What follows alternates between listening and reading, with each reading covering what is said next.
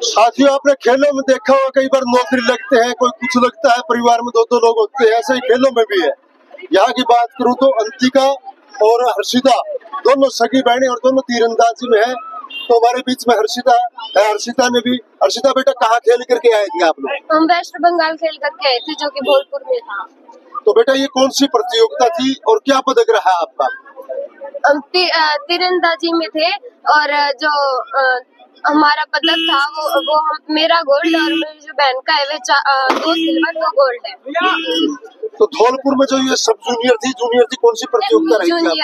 Junior प्रतियोगिता में आप लोगों ने हिस्सा लिया। तो किस स्कूल में पढ़ते हैं आप लोग? आरोही मॉडल। तो स्कूल की तरफ ये कहना चाहूंगी कि जो जितने भी बच्चे हैं वो किसी और काम में न पढ़कर जो खेल है उनमें ध्यान दे। तो जो आप कितने समय से तैयारी कर रहे हैं तीरंदाजी की? 2 साल से। 2 साल से।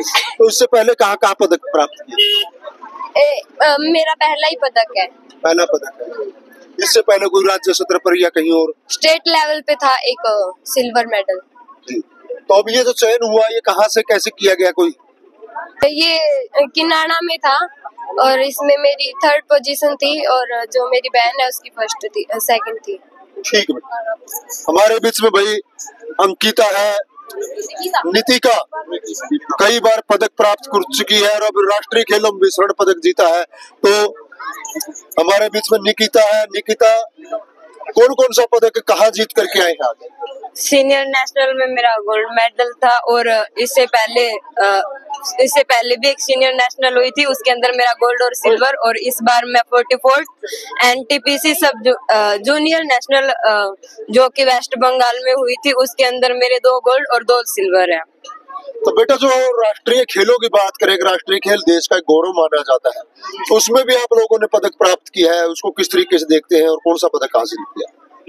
सर, मैंने इस बार जूनियर नेशनल के अंदर 2 गोल्ड और 2 सिल्वर मेडल प्राप्त किए और नेशनल गेम्स के अंदर मेरा गोल्ड मेडल है। और इससे पहले जो सीनियर नेशनल हुई थी उसके अंदर मैंने 1 गोल्ड और 1 इंडिविजुअल सिल्वर मेडल प्राप्त किया। तो जो राष्ट्रीय खेल थे, तो उसके बाद में कहीं उकलाना आप आए थे वापिस आप अपने गाँव में? हाँ, आते ही फिर यहाँ से 10 बजे हम वेस्ट बंगाल के लिए चल पड़े। उसी दिन वापस चले गए? हाँ। तो जो राष्ट्रीय खेल एक बड़ा गौरव माना जाता है, उसको किस तरीके से देखते हैं? कितनी तैयारी करनी पड़ी है आपको इसको खेलने के लिए? सर, कुछ पाने के लिए कुछ खोना पड़ता है और मेहनत भी करनी पड़ती है बहुत ज्यादा। कितनी मेहनत आप प्रतिदिन कर रहे हैं? सिर्फ 9:30 बजे ग्राउंड पे जाते और फिर 2 घंटे का रेस्ट लेते और 7 बजे तक प्रैक्टिस लगातार 8 से 10 घंटे? जी सर। तो स्कूल की ओर से कोई क्लासेस के लिए नहीं कहा जाता? स्कूल अटेंड करती हूँ, मतलब रात को मैं पढ़ती हूँ बस। रात्रि को पढ़ते हैं? जी सर। तो तीरंदाजी जो एक लक्ष्य है, क्योंकि अर्जुन का कहते हैं कि निशाना, तो उसको किस तरीके से मानते हैं? कितना तैयारी जो करने के बाद में ये लक्ष्य हासिल कर पाते हैं? इसके लिए बहुत मेहनत करनी पड़ती है सर। तो स्कूल की ओर से जो है, पहले भी आपको लोगों को सम्मान दिया गया है, अब कितने को उम्मीद मान रहे हैं सम्मान को लेकर? अभी भी मुझे उम्मीद है कि मेरे स्कूल वालों को बहुत खुशी हुई होगी और वो सम्मानित करेंगे। जी सर। बहुत बहुत शुभकामनाएं। हमारे बीच में भाई रामेश्वर भाटीवाड़ जी भी है। रामेश्वर जी, आपके गांव से बच्चों को प्रोत्साहित करते रहते हैं, क्या कुछ कहेंगे इन बच्चों को? मैं इस अवसर पर विशेष रूप से जी हमारे जो पूर्व में सरपंच रहे भाई जोगेंद्र खटोड़ पूर्व बबलू खटोड़, उनके जो दिखाए हुए मार्ग के ऊपर उन्होंने जो शिक्षा दीक्षा इन बच्चों को दी, गाँव को दी, उनके दिखाए हुए मार्ग के ऊपर आज हमारे उनके पद चिन्हों पर चलते हुए हमारे बच्चियों ने ये नहीं, पीछे भी काफी बार इन्होंने लगातार गाँव का नाम रोशन किया है। और अब हमारी जो बच्चियां हैं उन्होंने उत्तराखंड में 2-2 मेडल और एक ही घर से, एक गरीब झोपड़ी से निकल करके हमारी दोनों बच्चियों ने मेडल जीते हैं।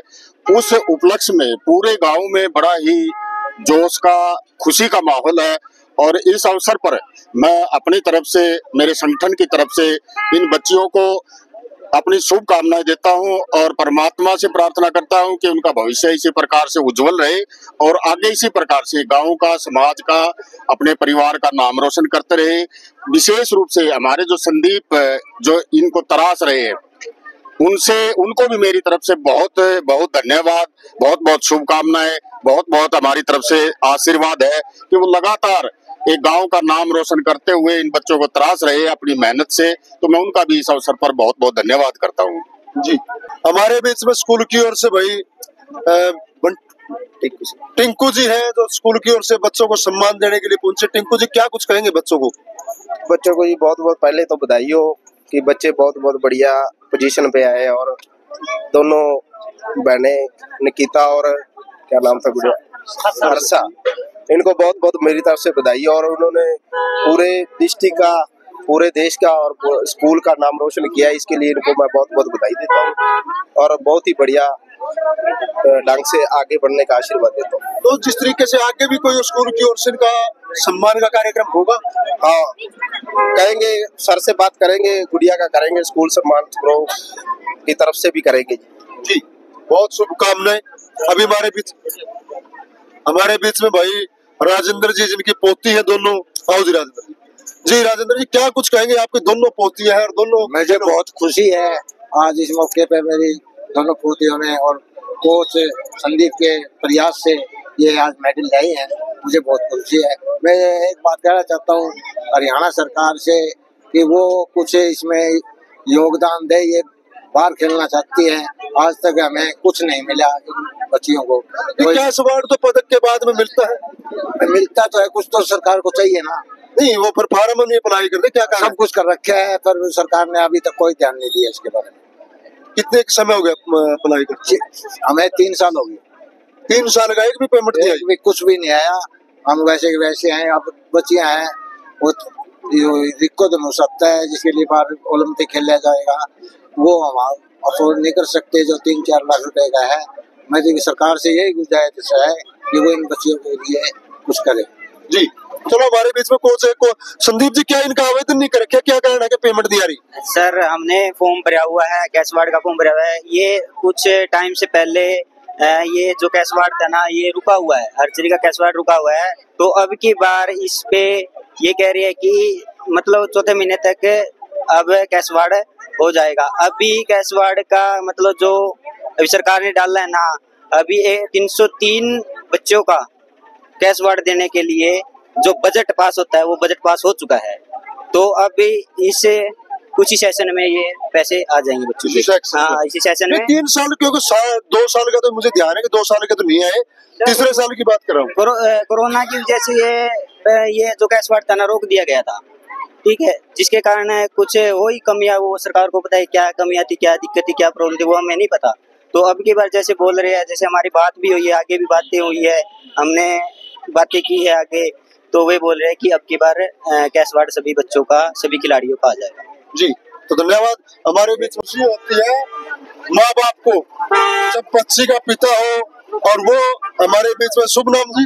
सुनील खरोड़। सुनील जी, जो बच्चियां आप तैयार करवा रहे हैं, क्योंकि बच्चों को खेलना और उनको तैयारी कराना, कहते हैं कि घर से लड़कियों को बाहर निकालना बड़ी समस्या, उसको लेकर क्या कहेंगे?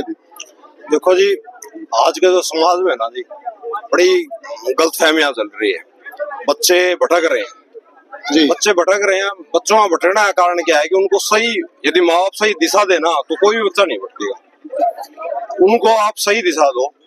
अब मैंने ये 12 साल की थी, तभी से मैंने इसको बोला कि भाई अपना स्पोर्ट्स कर, स्कूल में जा आ, ठीक है। इसने भी मेरे कहे अनुसार, एक ये मेरे हमारे गांव के कोच है, इन्होंने बड़ा साथ दिया, भाई आप इसको भेजो। तो जब से मैंने भेजा है, इन्होंने भी अच्छा इम्प्रूवमेंट किया है, ठीक है। और जब आप माता पिता इनका मतलब एक दोस्त की तरह आप इनका रखोगे ना ख्याल, तो अचीवमेंट आएगी। मोटिवेशन देते रहोगे, इनके अच्छे बुरे का सोचते रहोगे, तो बच्चा कहीं नहीं किसी भी प्रकार का मतलब कि ये कह रहे हैं ना भाई बच्चा भाग गया, ये हो गया, वो हो गया, पढ़ते नहीं, ये नहीं है। यदि आपको उसको दिशा देने वाला हो ना, तो बच्चे ये करके दिखाते हैं। बच्चों को दिशा की जरूरत है। हाँ, दिशा की जरूरत है, टाइम की जरूरत है, वो माँ बाप नहीं दे पा रहे, आज की भाग दौड़ में नहीं दे पा रहे हैं। यदि आप थोड़ा सा भी टाइम बच्चों को दो, स्कूल उनको दिशा दो, तो सब कुछ संभव। जी, तो और बेटा भी है? हाँ, छोटा बेटा है। क्या वो भी तैयारी कर रहा है? नहीं, अभी वो काफी छोटा है, वो 6-7 साल का है। आगे मैं भी चाह रहा हूँ कि उसको भी तीरंदाजी में मतलब की भेजे। जी, और अभिभावकों को क्या संदेश देंगे? अभिभावकों को तो मैं यही संदेश दूंगा कि अपने बच्चों को एक दोस्त की तरह रखें। यदि कोई हम उम्र का बच्चा उनको गाइडेंस करेगा तो वो अपने ही लेवल पे करेगा, और यदि अभिभावक मतलब कि अपने जो माँ बाप है वो उनको यदि समझाएंगे तो वो अपने अनुभव के अनुसार समझाएंगे, तो बच्चा उसमें उसको दोस्त की तरह रखे, ऐसे ना रखे, तो आपको अचीवमेंट मिलेगी, बच्चे के साथ रिस्पॉन्स मिलेगा, बच्चा भी खुश रहेगा। उसको इरिटेट ना करके उसके साथ बच्चा चाह क्या रहा है उसके हिसाब से चले, जानना जरूरी है। हाँ, उसकी भावनाओं को समझे, बाकी ये नहीं है कि मैं बोलता हूँ कि मेरा बच्चा मतलब ये नहीं है कि स्पोर्ट्स में किताबी कीड़ा ना बनाऊं, आज है या तो मोबाइल है या किताबी कीड़ा है, नहीं, उसको समाज में रहने दो, समाज से काटे ना, और मोबाइल से जितना उसके दूर रखे लेकिन फिजिकली रखे। मैं यही संदेश देना चाहूंगा सभी माँ बाप से कि मोबाइल से दूर रखें। आजकल तो कोई जो ये सोशल मीडिया जो चल रहा है ना, ये बहुत गंदा टॉपिक चल रहा है, आने वाला समय बहुत बच्चों के लिए खराब है, तो फिजिकली डालें इनको, मिट्टी से दूर ना रखें, प्रकृति से दूर ना रखें, तभी आपकी अचीवमेंट आएगी। जी, तो साथी एक मिनट रुकिए।